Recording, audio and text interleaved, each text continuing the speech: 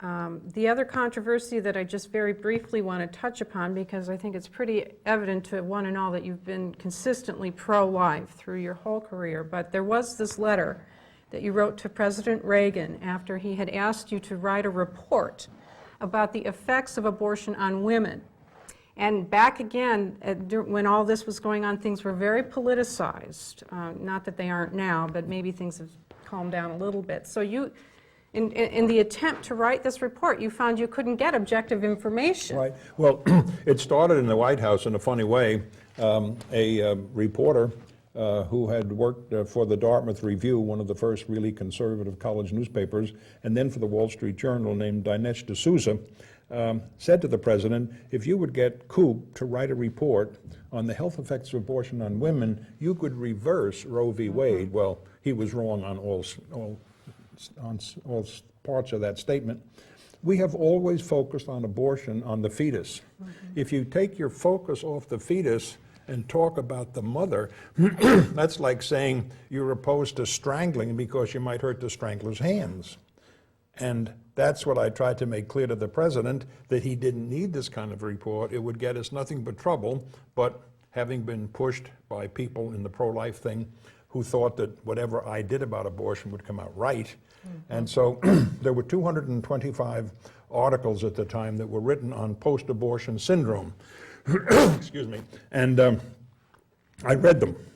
And it was my impression, not being either an epidemiologist or a statistician, that each one of those reports had the bias of the author in reference to abortion. In other words, if he was pro-life, then he said the mothers have a bad effect from abortion. If he was pro-choice, they said the mothers go scot-free and it's only the baby that you have to worry about.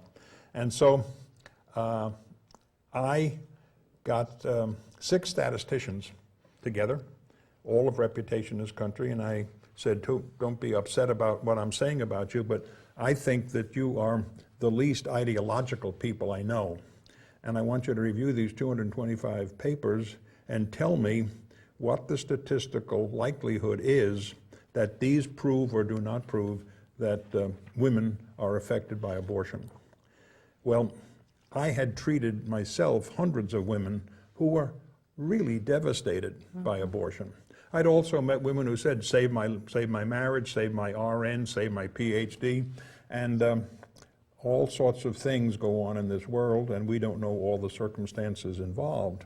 And so when this issue was examined by the statisticians, surprisingly enough, they came to exactly the same conclusion I did. They said there's only one paper in here you can trust, and the others all carry the bias of the author about abortion in general. And so I wrote the president, not a report, because I couldn't, but a letter. It was 5 pages long. I wrote 17 versions of it, so I'd be sure to get it right. And in it I said, there is no way that with the present evidence and statistics that we can prove, underlined, one way or the other, that abortion is good or bad for women. Well,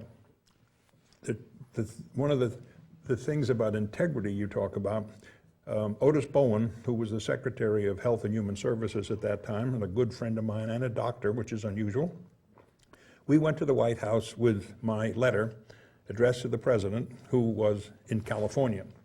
And we had the assurance of the person we delivered the letter to, as he said, I will hold it close until the president returns and show it to him when he does next week.